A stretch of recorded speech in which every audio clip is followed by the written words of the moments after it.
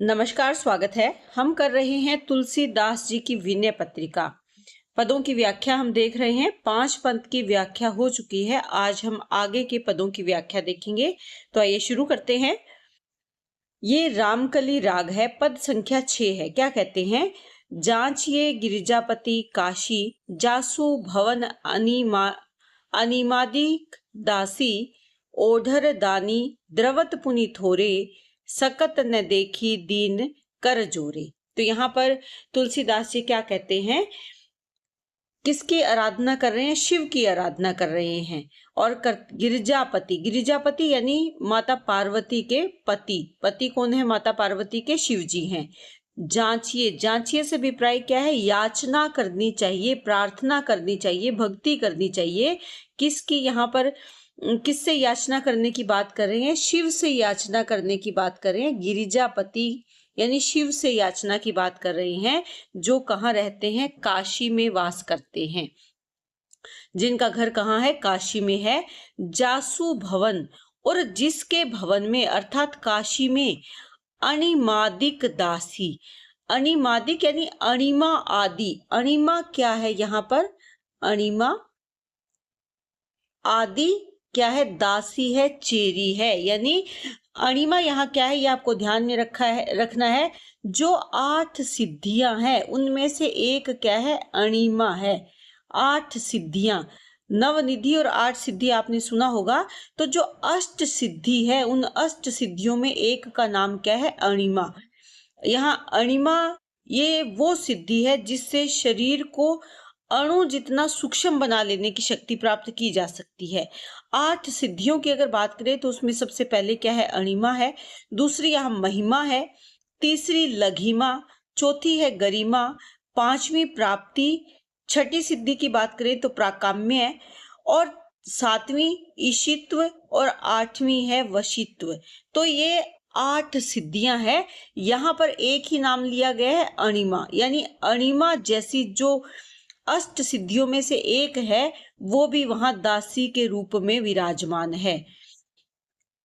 ओढ़र दानी द्रवत पुनि थोरे। यहाँ पर क्या कहते हैं कि जो शिव हैं, एक तो ओढ़र दानी है, यानी बहुत बड़े दानी हैं। बहुत जल्दी अपने भक्त पर प्रसन्न होकर उससे जो भक्त मांगता है वो दान में दे देते हैं। द्रवत, द्रवत यानी पिघल जाते हैं। पुनि थोरे, और दूसरा क्या है? पुनि यानी दोबारा से। एक तो दानी है और दूसरा द्रवित हो जाते हैं। भक्त जब याचना करता है तो थोड़ी सी याचना पर ही, थोड़े यानी थोड़े से भक्ति के भाव से ही वो द्रवित हो जाते हैं, उसकी थोड़ी सी सेवा से पिघल जाते हैं। सकत न देखी दीन कर जोरे। नहीं देख सकते, क्या नहीं देख सकते? कि दीन व्यक्ति के द्वारा हाथ जोड़कर उनकी कोई भक्ति अगर करता है तो उसे अपने सामने हाथ जोड़कर खड़ा हुआ नहीं देख सकते। सुख संपत्ति, मति सुगति सुहाई, सकल सुलभ शंकर सेवकाई, गए शरण आरती के लीन है, निरखी निहाल निर्मिषमह कीन है। तो यहाँ पर क्या कहते हैं कि सुख और संपत्ति यानी भगवान शंकर की सेवा से क्या मिलता है? सुख संपत्ति, मति, मति यानी अच्छी बुद्धि, सुगति यानी सुंदर गति, सुहाई सब सर्व सुलभ हो जाती है, आसानी से मिल जाती है। सकल यानी सब, सुलभ, सुलभ से अभिप्राय क्या है? आसानी से प्राप्त होना। शंकर सेवकाई, अगर कोई भक्त शंकर की सेवा करता है, भगवान शिव की सेवा करता है, तो उसे सब कुछ आसानी से मिल जाता है। क्या कुछ मिल जाता है? सुख संपत्ति, अच्छी मति, अच्छी गति, और अच्छा जो सुख है वो उसे अपने जीवन में आसानी से प्राप्त कर सकता है। किससे? केवल शंकर की थोड़ी सी सेवा से। गए शरण, जो उनकी शरण में चला गया। आरती यानी आर्त यानी दुखी के लीने, जो दुखी होकर उनकी शरण में चला गया। निरखी निहाल निर्मिषमह कीने, तो उसे देखकर, निहाल, निहाल किया यानी सुख दिया। निर्मिष मह यानी पल भर में, निर्मिष मह यानी में, निर्मिष से अभिप्राय क्या है? पल, क्षण, क्षण भर में ही किन्हें किया, जब उन्होंने देखा तो क्षण भर में ही शिव उसे निहाल कर देते। किसको? आरती यानी आर्द्र दुखी व्यक्ति को, जो दुख से दुखी है, वो जब भगवान शिव की शरण में जाता है तो क्षण भर में ही, पल भर में ही जो शिव हैं उन उस पर कृपा करते हैं और उसे निहाल कर देते हैं। तुलसीदास जाचक जस गावे। तुलसीदास जी यहाँ पर कहते हैं जो कि स्वयं को किस रूप में प्रस्तुत कर रहे हैं? याचक के रूप में, कि याचक तुलसीदास आपका यशोगान कर रहा है। विमल भक्ति रघुपति की पावे। और क्या प्राप्त करना चाहते हैं शिव से? विमल यानी पवित्र भक्ति। किसकी? रघुपति श्री राम की भक्ति वो प्राप्त करना चाहते हैं। शिव से राम की भक्ति देने का निवेदन करते हैं, याचना करते हैं, और ये चाहते हैं कि वो उन्हें राम की भक्ति प्रदान करे। अगला जो पद है इसमें क्या कहते हैं? कसने दीन पर द्रभु उमावर, दारुण विपत्ति हरन करुणा कर, वेद पुराण कहत उदार हर, हमरी बेर कस भेयु कृपिनतर। देखिए यहाँ पर उन्हाना देते हैं। किसको? उमापति को। उमावर यानी उमा के पति, पार्वती के पति कौन है? शिव हैं। क्या कहते हैं? कसने दीन पर द्रवु, कि आप मुझ दीन पर क्यों द्रवित नहीं हो रहे? कैसे? कसने कैसे नहीं द्रवित हो रहे हैं मुझ दीन पर? दीन यहाँ कौन है? स्वामी तुलसीदास स्वयं है। तो वो कहते हैं कि मैं दुखी हूं और आप मुझ पर द्रवु यानी द्रवित क्यों नहीं हो रहे, पिघल क्यों नहीं हो रहे हैं, अर्थात मैं आपकी दया का पात्र क्यों नहीं बन पा रहा हूं। दारुण विपत्ति हरन करुणा कर। दारुण यानी अनेकों प्रकार की घोर विपत्तियां, विपत्ति यानी संकट, दारुण यानी घोर, कठिन, बड़े, विपत्ति यानी संकट हरने वाले आप तो करुणा कर हैं, आप तो करुणा के सागर हैं, दूसरों पर करुणा करने वाले हैं, विपत्ति या संकट को दूर करने वाले हैं। वेद पुराण कहत उदार हर, कि वेदों और पुराणों में भी आप हर यानी आपकी, शिव की उदारता की बात की गई है। उदार यानी उदारता की बात की गई है। हमरी बेर, लेकिन मेरी बारी, बेर यानी बारी, हमरी यानी मेरी बारी, कस बेहू कृपिनतर, और मेरी बारी कैसे भय हो गए हो कृपा से परे, कि आप मुझ पर कृपा नहीं कर रहे, कृपा से परे क्यों हो गए हूं। तो यहाँ क्या उलाहना दे रहे हैं? किसको? शिव को, कि आप सब पर दया करने वाले हो, लेकिन जब मेरी बारी आई, मेरी हमरी बेर यानी मेरी बारी आई, हमारी बारी आई, तो आप मुझ पर दया क्यों नहीं कर रहे हो। कवनी भक्ति कीनी गुण निधि द्विज। यहाँ पर उदाहरण दिया गया है किसका? गुण निधि। द्विज यानी जो ब्राह्मण था, गुण निधि, उसका उदाहरण देकर तुलसीदास जी कहते हैं कि कवनी कौन सी भक्ति की थी? किसने? गुण निधि ब्राह्मण ने। होई प्रसन्न दीनेहु शिव पद निज, और आप उससे इतना ज्यादा प्रसन्न हो गए कि आपने स्वयं प्रसन्न होकर उसे क्या दे डाला? निज पद दे डाला, यानी मोक्ष, कैवल्य या मोक्ष भी आपने उसे दे दिया। जो गुण निधि ब्राह्मण है उसकी अगर बात करें तो ऐसा माना जाता है कि जो गुण निधि ब्राह्मण है ये कौन था? एक चोर था। चोरी करने के उद्देश्य से ये मंदिर में गया था, शिव मंदिर में, और वहां क्या चुराने का प्रयास कर रहा था? घंटा चुराने का प्रयास कर रहा था, जो घंटा बजाने के लिए लटका होता है मंदिर में। लेकिन जब उसका हाथ उस घंटे तक नहीं पहुंचा तो उसने क्या किया कि वहां जो शिव की मूर्ति थी उसके कंधे पर चढ़ गया, यानी घंटा खोलने के लिए शिव मूर्ति के ऊपर चढ़ गया।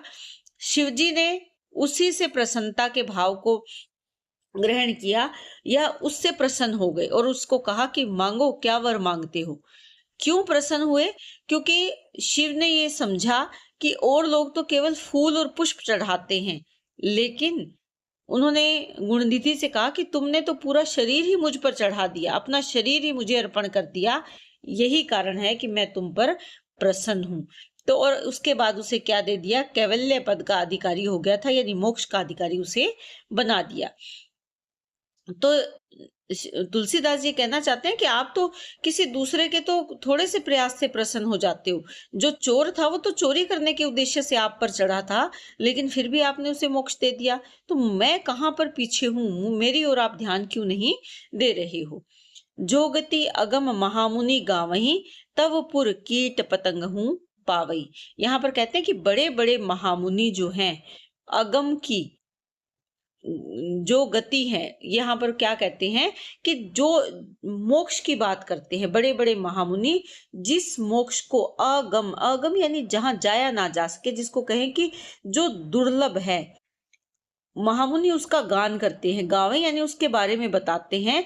लेकिन वही तव पुर, तुम्हारी नगरी, कौन सी नगरी है, काशी में, कीट पतंग हूं पावई, वही मोक्ष कीट पतंगों को काशी में मिल जाता है। देहु काम रिपु, काम कामदेव के शत्रु, राम चरण रति, देहु यानी दो, हे प्रभु, हे कामदेव को दहन करने वाले, कामदेव के शत्रु शिव, आप मुझे राम के चरणों में रति, राम के चरणों की भक्ति दीजिए, प्रेम दीजिए। तुलसीदास प्रभु हरहु भेदमती। और वो कहते हैं कि उसकी भेद बुद्धि जो है उसको आप हर लें, और मेरी बुद्धि में कौन सा भाव रहे कि मैं श्री राम की भक्ति में हमेशा लीन रहूं। इस प्रकार के भावों की अभिव्यक्ति करते हुए वो शिव से क्या मांग रहे हैं, अपने प्रभु श्री राम के चरणों की भक्ति वो मांग रहे हैं। किससे, शिव से। तो यहाँ पर आपको ये ध्यान रखना है कि उल्हाना दिया है कि सबको तो आप बहुत जल्दी मोक्ष दे देते हो, लेकिन मेरी तरफ आपका ध्यान क्यों नहीं है। आगे क्या कहते हैं, देव बड़े दाता बड़े, शंकर बड़े भोरे। कि जो शंकर जी हैं उनके बारे में कह रहे हैं कि हे शंकर, आप क्या हो, महादेव हो, बड़े देव हो, यानी महादेव हो, दाता भी बहुत बड़े हो, लेकिन इसके साथ साथ बड़े भोरे हो, यानी बहुत भोले हो, कि ये दूर दुख सबनी के, जिन्हें जिन्हें कर जोरे। आपके भोलेपन का फायदा उठाकर जिस जिसने आपके सामने हाथ जोड़े, आपने उन सब के दुख दूर कर दिए। चाहे किसी ने आपकी भक्ति की या ना की, कम की ज्यादा की, इस बात का प्रभाव आप पर कहीं नहीं है। सेवा सुमिरन पूजिबो, पात आखर थोरे। कि सेवा से, यहाँ पर भक्ति के तरीके या पद्धति की वो बात कर रहे हैं, और जिसमें वो क्या कहते हैं कि सेवा, सुमिरन यानी आपकी सेवा, आपका स्मरण, पूजिबो, पूजिबो यानी पूजा, पूजा में क्या लिया, पात यानी बेलपत्र, आखत, आखत यानी जो अक्षत, अक्षत से अभिप्राय क्या है, जो बिना टूटे चावल होते हैं, अक्षत यानी खंडित ना हो ऐसे चावल, थोड़े थोड़े से ऐसे चावल, या ऐसे जो, इनको वैसे अक्षत कहा जाता है। आखत यानी अक्षत, जो टूटे हुए चावल नहीं होते, पूर्ण चावल होते हैं, उनको अक्षत कहा है। और आप बस इतनी थोड़ी सी सामग्री से ही प्रसन्न हो जाते हो। और दिए जगत जग जह लगी सबे, सुख गज रथ घोरे। और इतनी थोड़ी सी पूजा के बदले में, इतनी थोड़ी सी आराधना के बदले में आप दे देते हो जगत यानी संसार के, सब लगी सबे यानी संसार में जो भी सुख सामग्री है, सुख है, सुख सामग्री, गज यानी हाथी, रथ यानी रथ, और घोड़े यानी घोड़े, यानी सभी प्रकार की सुविधाएं दे देते हो। ऐसे कहते हैं ना कि हाथी, घोड़े, रथ सब कुछ है उसके पास, साधन संपन्न है, तो उस व्यक्ति को आप साधन संपन्न बना देते हो। गांव बसत बामदेव, मैं कभू न निहोरे। तो यहाँ पर संबोधन कर रहे हैं कि हे बामदेव, बामदेव कौन है, भगवान शिव है, कि मैं आपके ही गांव में बसता हूँ, अर्थात मैं कहाँ निवास कर रहा हूँ, आपका गांव कौन सा है, काशी है, तो मैं तो काशी में ही रहता हूँ, मैं कभू न निहोरे। और इसके साथ साथ वो कहते हैं कि अब तक आपसे कभू न, कभी भी नहीं निहोरे, कुछ भी नहीं मांगा, कि मैंने आप तक, मैं आपकी नगरी में रहते हुए भी मैंने कभी आपसे कुछ नहीं मांगा। अति अधि भौतिक बाधा भई, ते किंकर तोरे। लेकिन अब क्या हो गया है, अब अति भौतिक बाधाएं आ गई है, और वो बाधाएं मुझे क्या कर रही है, सता रही हैं।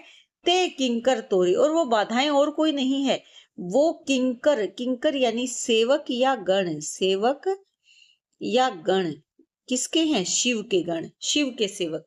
शिव के गण और शिव के सेवक कौन है? जो भूत प्रेत आत्माएं हैं वो शिव की सेवा करते हैं। तो ये कहते हैं कि वो जो बाधाएं हैं, भौतिक बाधाएं हैं, वो और कोई नहीं, तुम्हारे ही सेवक और गण हैं जो मुझे दुख या पीड़ा पहुंचा रहे हैं। बेगी बोली बलि बरजिए, करतूती कठोरे। और यहाँ पर निवेदन कर रहे हैं कि उनको जो कठोर करतूत करने वाले हैं, करतूती कठोरे यानी कठोर, जो मेरे साथ कठोर क्रियाएं कर रहे हैं, कठोर करतूत कर रहे हैं। बेगी बोली, जल्दी से, बेगी यानी जल्दी से, बोली बोलो उन्हें बलि बरजिए, कि हे किसको कह रहे हैं? शिव को कह रहे हैं कि आप उनको जल्दी से बुलाकर बरजिए यानी मना करिए, कि मैं आपसे निवेदन करता हूं कि आप उन्हें जल्दी बोली यानी बुलाइए, और उनको क्या कहिए? बरजिए यानी मना करे, कि वो मुझे दुख से दुखी ना करे या वो मुझे परेशान ना करे। तुलसी दली रूथ्यो चहे, सठ साखी सिहोरे। यहाँ पर वो क्या कहते हैं कि तुलसीदास जी जो है वो उनसे परेशान है। किससे परेशान है? जो गण हैं। तो यहाँ पर वो कहते हैं कि वो क्या करना चाहते हैं कि तुलसी का दलन करके रूथियों चहे, क्या रोपना चाहते हैं? सठ साखी सिहोरे, यानी सिहोरा लगाना चाहते हैं। सिहोरा क्या होता है? एक कंटीला जंगली पेड़ कह सकते हैं, जंगली झाड़ी कह सकते हैं, यानी झाड़ियों को लगाना चाहते हैं। अर्थात दुष्ट लोग आपके इस भक्त तुलसी को क्या कर रहे हैं? सता रहे हैं, यानी तुलसी के पौधे को दलन करना चाहते हैं, नष्ट करना चाहते हैं, और उसकी जगह यहाँ पर अन्योक्ति अलंकार, यहाँ पर अन्य युक्ति के या अन्य बात के माध्यम से कोई और उदाहरण देकर अपनी परिस्थिति का वो चित्रण कर रहे हैं। तो यहाँ पर क्या कह रहे हैं कि वो सिहोरा लगाना चाहते हैं तुलसी का दलन करके, जबकि तुलसी क्या है? तुलसी का जो अगर पौधे के रूप में हम तुलसी को देखें, वो पूजा के योग्य है, औषधीय गुणों से युक्त है और बहुत ही पवित्र है। जबकि जो सिहोरा है वो क्या है? वो एक कंटीली झाड़ी है। तो यहाँ पर वो क्या कहना चाहते हैं कि वो मुझे दुख दे रहे हैं, परेशान कर रहे हैं, इसलिए वो निवेदन करते हैं कि तुलसीदास को जो आदि भौतिक बाधाएं हैं वो कुचल डालना चाहते हैं, और आप उनको दूर करें या उन्हें रोकें।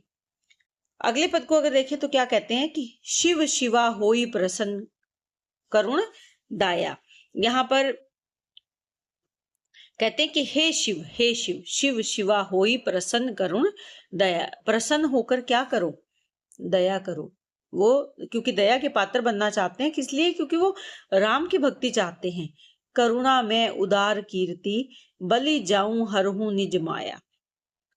कि आप क्या हो? आप तो करुणा में हो, उदार यश, उदारता से भरे हो, और आपकी कीर्ति यानी आपका यश, आपकी कीर्ति सब और फैली हुई है। मैं बलिहारी जाता हूँ, हर लो निज माया, अपनी माया का आप हरण कर लो। क्योंकि तुलसीदास जी है वो, यहाँ पर इससे पहले जो पद आया था उसमें वो कहते हैं कि आपके गण मुझे परेशान कर रहे हैं, मुझे दुखी कर रहे हैं। तो यहाँ पर वो कहते हैं कि ये सब क्या है? आपकी माया है, संसारिक माया है, इसका आप हरण कर लो। जलज नयन, कमल जैसे नेत्र हैं। गुण अयन, गुणों का भंडार हो, सर्वगुण संपन्न हो। मयन रिपु, मयन यानी कामदेव के रिपु यानी शत्रु हो। महिमा जान न कोई, और आपकी महिमा कोई नहीं जान पाया है।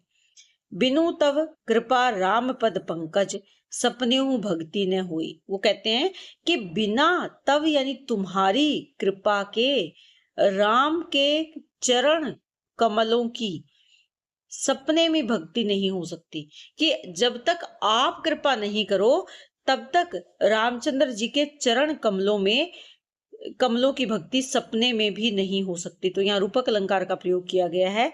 ऋषि यानी ऋषि, सिद्ध, मुनि, मनुज यानी मनुष्य, धनुज यानी दानव, सुर जो स्वर्गलोक के वासी सुर हैं, अपर और इनसे परे भी जीव जग माही, संसार में जो जीव है इस संसार में, तव पद विमुख न पार पाओ कोई, कल्प कोटि चली जाही।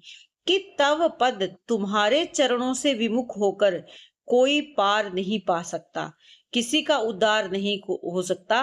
वो इसी प्रकार कल्प कोटि अनेकों करोड़ों जन्म जन्म के चक्कर में चलते चले जाएंगे, यानी वो इसी कल्प कल्पांत के समय समांतर के, यानी एक एक जीवन से दूसरे जीवन में, दूसरे से तीसरे, इसी प्रकार जन्म मरण के चक्कर में वो उलझे ही रहेंगे।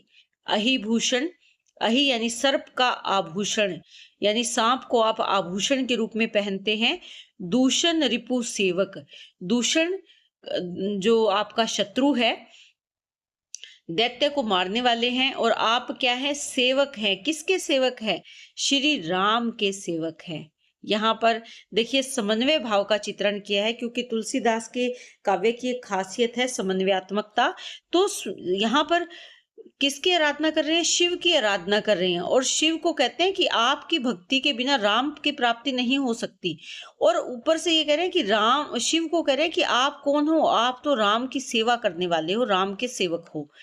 देव देव त्रिपुरारी, की हे देवों के देव, आप तो त्रिपुरारी, जो त्रिपुरासुर राक्षस था उसको मारने वाले त्रिपुरारी हो। मोह निहार दिवाकर शंकर, सरन शोक भयहारी, गिरिजा मन मानस मराल, काशी स्मशान निवासी। तो यहाँ पर क्या कहते हैं कि आप कौन हो?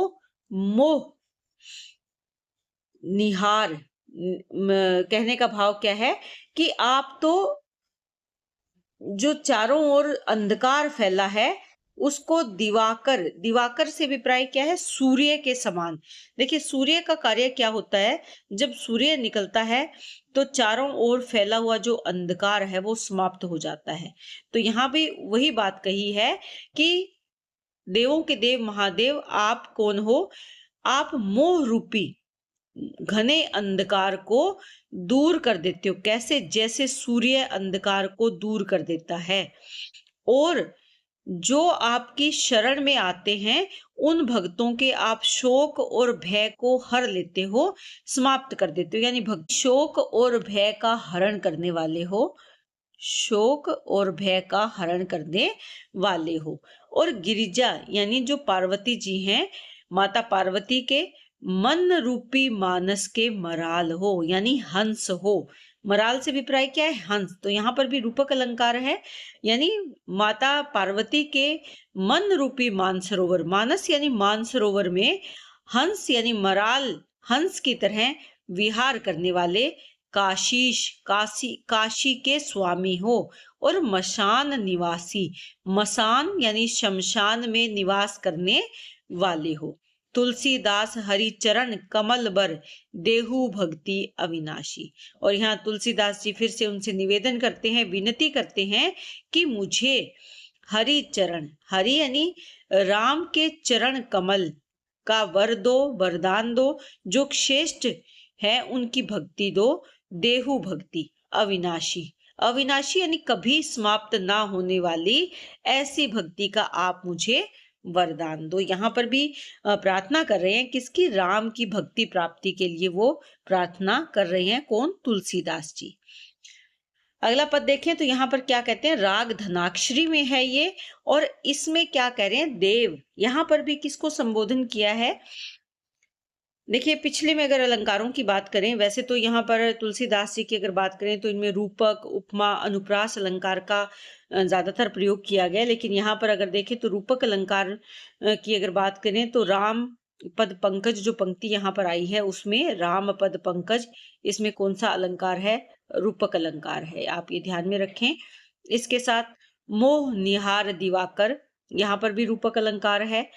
गिरिजा मन मानस मराल जो ये पंक्ति है इसमें भी कौन सा अलंकार है? रूपक अलंकार है। अनुप्रास अलंकार काफी जगह आए हैं, शिवा शिवा में, कल्प कोटि में, देव देव, मन मानस मराल में वर्ण की आवृत्ति हो रही है। तो यहाँ पर, और यहाँ पर जो भाषा है वो ब्रज भाषा है, लेकिन कहीं कहीं अवधि का प्रभाव भी देखा जा सकता है, अवधि भाषा का प्रभाव भी देखा जा सकता है। आगे क्या कहते हैं? देव, देव यानी हे देव, देव कौन है? शिव है। मोहतम तरणी, मोह रूपी अंतम यानी अंधकार को, तरणी, तरणी से अभिप्राय क्या है? सूर्य के समान हर यानी हरने वाले हो। तरणी यानी सूर्य, सूर्य के समान हरने वाले हो। रुद्र हो, शंकर हो, शरण हरण मम शोक लोकाभिराम। बाल शशि भाल सुविशाल लोचन कमल काम सतकोटि लावण्य धाम। तो यहाँ पर वो क्या कहते हैं कि दुखों को हरने वाले आप कौन हो? रुद्र। और शंकर यानी कल्याणकारी शंकर हो। आप शरण हरण, शरणागति जो आपकी शरण में आ जाता है उसके रक्षक हो। और हरण यानी मेरे शोकों का, मेरे दुख को दूर करने वाले, उनको उनका हरण करने वाले हो। और मम शोक यानी मेरे शोकों का हरण करने वाले हो। और लोकाभिराम यानी लोक यानी संसार में सबसे सुंदर हो। तो यहाँ पर शिव को कह रहे हैं कौन? तुलसीदास जी कह रहे हैं बाल शशि। और क्योंकि सुंदरता की बात की गई है तो क्या कहते हैं कि बाल शशि भाल। भाल यानी माथे पर कौन विराजमान है? बाल रूप में शशि, दूज का चंद्रमा जैसे छोटा बाल रूप होता है वैसा चंद्रमा आपके माथे पर विराजमान है। सुविशाल लोचन कमल, आपके नेत्र हैं जो बहुत विशाल है और कैसे? कमल जैसे सुंदर हैं। यानी आपके सुंदर नेत्र कमल के समान, जैसे कमल के बड़े बड़े पत्ते होते हैं, पंखुड़ियां होती हैं, उनके समान विशाल है। काम सतकोटि लावण्य धामम। तो यहाँ क्या कहते हैं कि आप 100 करोड़ सतकोटि, 100 करोड़ कामदेवों के समान लावण्य यानी सौंदर्य के धाम हो। सुंदरता का वर्णन किया गया है इन पंक्तियों में। किसकी सुंदरता का? शिव की सुंदरता का। आगे क्या कहते हैं? कंबु कुदेंदु कर्पूर विग्रह रुचि तरुण रवि कोटि तनु तेज भ्रांजे भस्म सर्वांग अर्धांग शैलात्मजा व्याल नृकपाल माला विराजे। आगे क्या कहते हैं कि आपके, देखिए शरीर के सौंदर्य का वर्णन किया गया है कि कंबु, कंबु क्या होता है? शंख। आपका शरीर कितना सुंदर है, शंख के समान है। और कुदेंदु यानी कुंद का जो फूल होता है, कुदेंदु यानी कुंद का फूल। कर्पूर चंद्रमा और कपूर के समान आप अत्यंत श्वेत और मनोहर हो, सुख देने वाले हो। विग्रह रुचिर, और आपके दिव्य विग्रह में जो बहुत सुंदर है, और उस दिव्य विग्रह में तरुण रवि कोटि तनु तेज भ्रांजे। तरुण, तरुण रवि यानी सूर्यों के, तरुण यानी युवा अवस्था का जो सूर्य का तेज होता है, यानी जब सूर्य शिखर पर होता है उसके समान। तनु यानी शरीर में, तेज भ्रांजे, उसके समान तेज प्रज्वलित आपका, आपकी देह है, आपका विग्रह है। भस्म सर्वांग, आप अपने शरीर पर सभी अंगों पर क्या लगाते हो? भस्म लगी है आपके अंगों पर। अर्धांग, और आधे अंग में कौन है? शैलात्मजा, शैल की आत्मजा। आत्मजा क्या होती है? पुत्री। शैल यानी पर्वत, पर्वत की पुत्री कौन है? पर्वतराज की पुत्री माता पार्वती हैं, वो विराजमान है।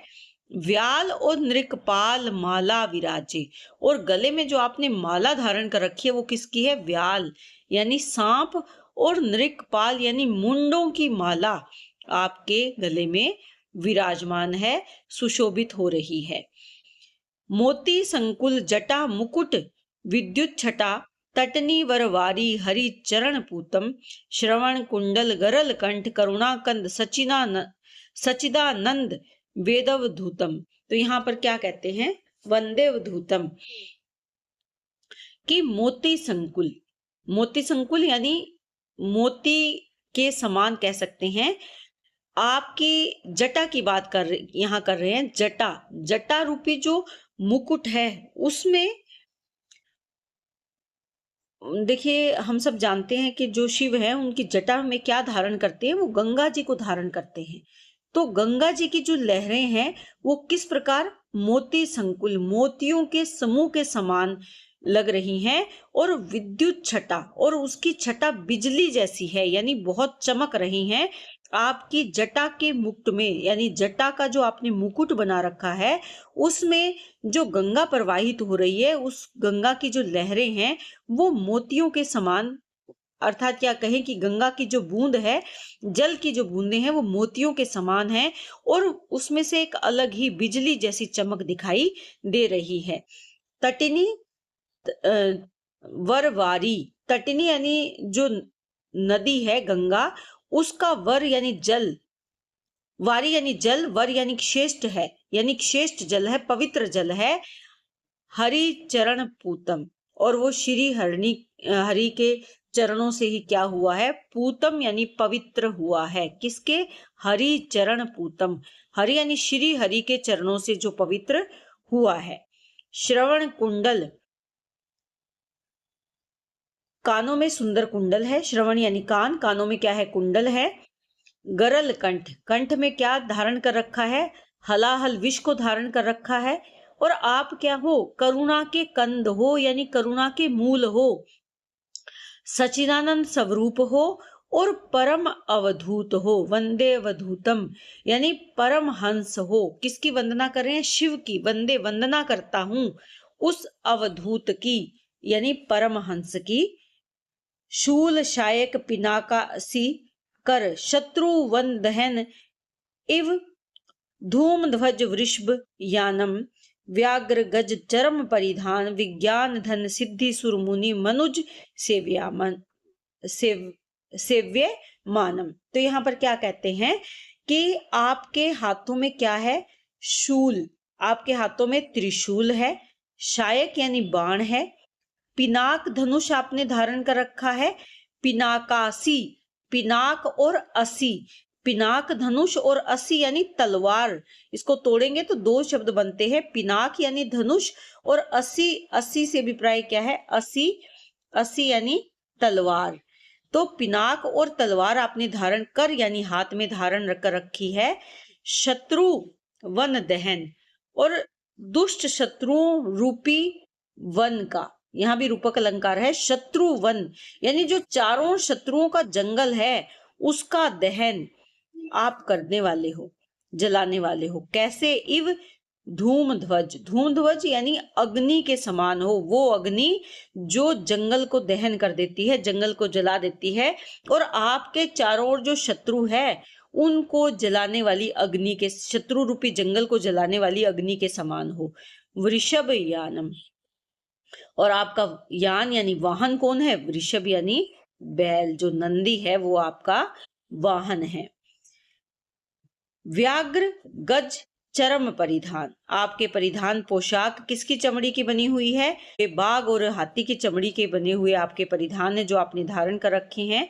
और विज्ञान धन यानी पूर्ण विज्ञान अर्थात ब्रह्म ज्ञान की अगर बात करें तो उसके धन हो, उसके पुंज हो। सिद्ध सुर यानी देवता, मुनि मनुज यानी मनुष्य, सेव्य मानम यानी सब क्या कर रहे हैं? आपकी प्रेम पूर्वक सेवा कर रहे हैं, आराधना कर रहे हैं। तो यहाँ पर शिव की आराधना करते हुए शिव के रूप सौंदर्य का, उनकी छवि का चित्रण यहाँ पर किया है। यहाँ पर भी अगर देखें, मोहतम तरणी, जटा मुकुट विद्युत छटा या शत्रु वहन दहन, यहाँ पर रूपक अलंकार का प्रयोग किया गया है। इसके साथ साथ अगर उपमा अलंकार की अगर यहाँ पर बात करें तो शिव के रूप सौंदर्य की बात यहाँ पर की गई है। किसकी उपमा दी गई है? यहाँ पर अगर देखें तो श्वेत शरीर की तुलना शंख से की गई है, कुंद के फूल से की गई है, चंद्रमा और कर्पूर की उपमा उसको दी गई है। इसके साथ साथ काम सतकोटि लावण्य धामम की अगर ये बात कर रहे हैं तो यहाँ पर भी सौंदर्य की तुलना किससे की गई है? करोड़ों कामदेवों से की गई है। किसके सौंदर्य की? शिव के सौंदर्य की। अनुप्रास अलंकार का भी काफ़ी जगह काफ़ी सुंदर प्रयोग किया गया है। इसी पद का आगे का जो भाग है क्या कहते हैं? तांडवित नृत्य पर डमरू डिडिम्ब प्रवर, अशुभ इव भांति कल्याणा राशि। तो यहाँ पर उसी का ये भाग है, 10वें पद का ही ये भाग है। इसमें क्या कहते हैं कि हे प्रभु आप क्या करते हो? तांडवित नृत्य पर, तांडव नृत्य में लीन हो। ये 10वें पद का ही भाग है। इसमें क्या कहते हैं? तांडवित नृत्य पर डमरू डिडिम्ब प्रवर, अशुभ इव भांति कल्याणा राशि। महाकल्पांत ब्रह्मांड मंडल भवन कैलाश आशीन काशी। तो यहाँ पर क्या कहते हैं कि हे प्रभु, आप तांडवित यानी तांडव नृत्य पर क्या हो, लीन रहने वाले हो। तांडवित यानी तांडव नृत्य पर लीन रहने वाले हो। और आपका जो श्रेष्ठ डमरू है वो डिडिम्ब डिडिम्ब की प्रवर ध्वनि में ध्वनि उसकी गूंजती रहती है। अशुभ इव भांति कल्याणा राशि।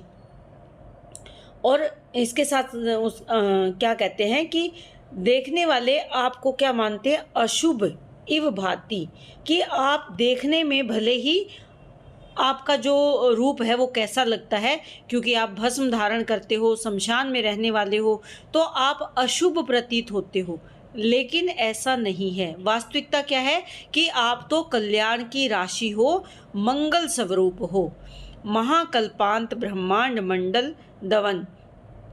और महाकल्प के अंत में, महाकल्पांत यानी प्रलय, महाकल्प यानी प्रलय के अंत में ब्रह्मांड मंडल यानी पूरे ब्रह्मांड मंडल को दवन भस्म कर देने वाले।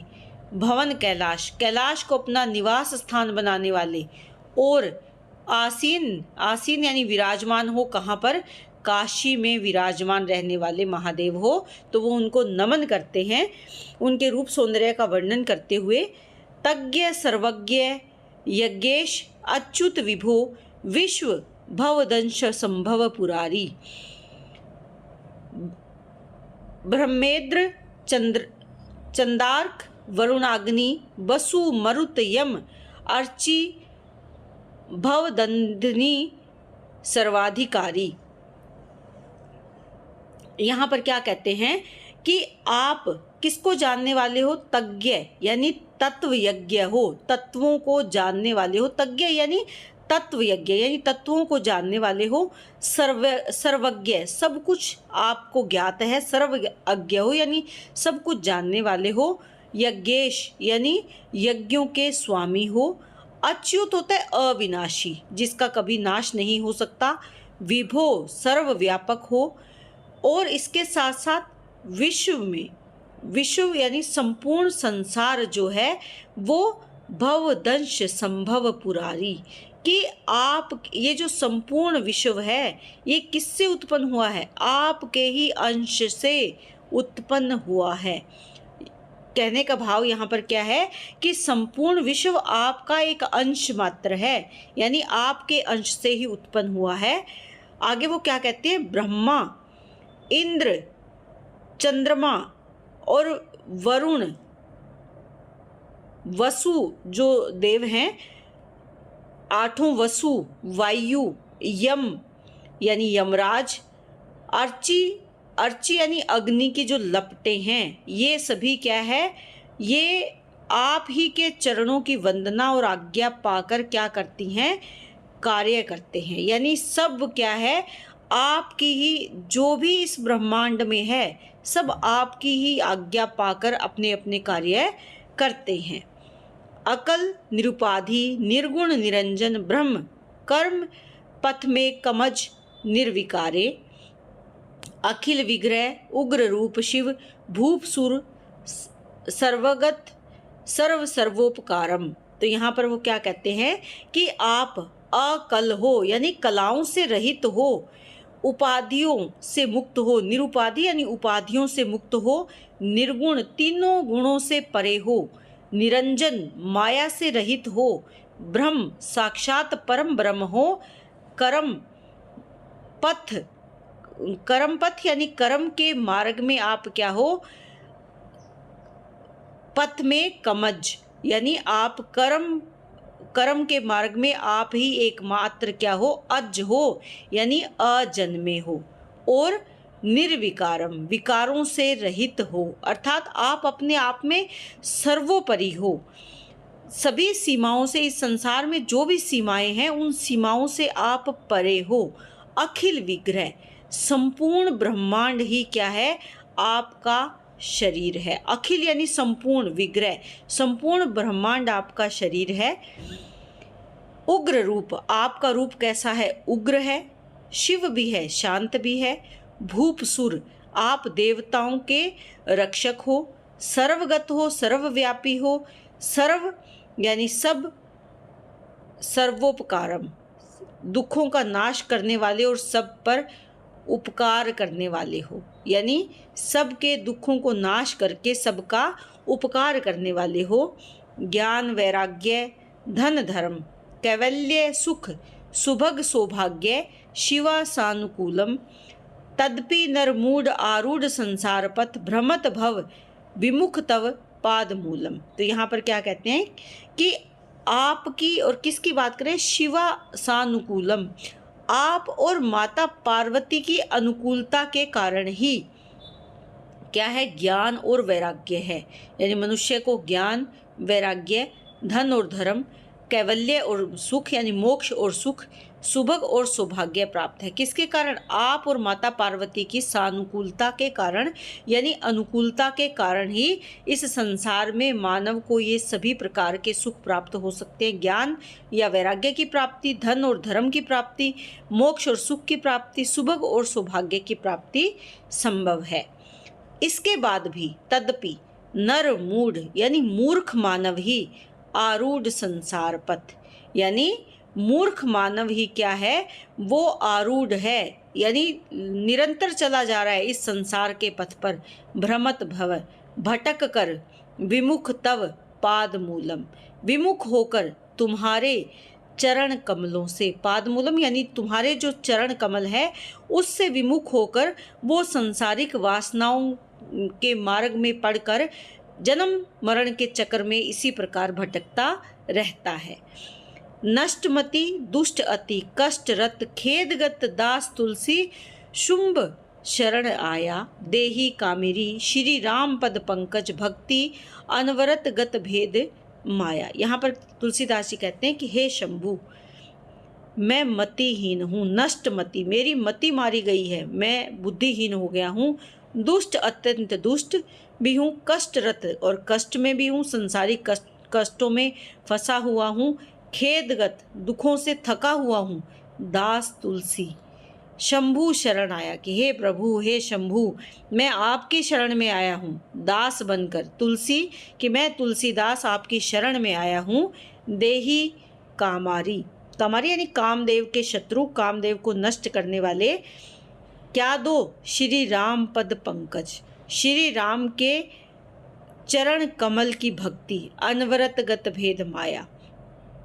और जिससे क्या कहते हैं कि भेदभाव और संसार की माया का क्या हो जाए, हमेशा के लिए नाश हो जाए। तो अनवरत यानी लगातार निरंतर मैं इस प्रकार की भक्ति में लीन रहूं कि संसार की जो भी माया है वो सब समाप्त हो जाए, मेरी जो बुद्धि माया से ग्रस्त हो गई है उसे आप दूर करो और श्री राम के चरण कमलों की निरंतर लगातार करने वाली भक्ति का वरदान आप मुझे प्रदान करो। तो यहाँ पर तुलसीदास जी अपने आप को शिव का सेवक बता रहे हैं और शिव से कह रहे हैं कि आप तो राम के सेवक हो और राम की भक्ति करने वाले हो, लेकिन स्वयं को कह रहे हैं, स्वयं ये भी बता रहे हैं कि शिव की भक्ति से ही राम की भक्ति की प्राप्ति संभव है। तो ये उस समय के समाज के लिए जो समन्वयात्मकता की आवश्यकता थी, समाज की एकरूपता की जो ज़रूरत थी, उसको अपने भक्ति भाव से वो परिपूर्ण कर रहे हैं। उम्मीद करती हूँ कि आपको ये अच्छे से समझ में आ रहा है। इसी तरह चैनल से जुड़े रहें। बहुत बहुत धन्यवाद।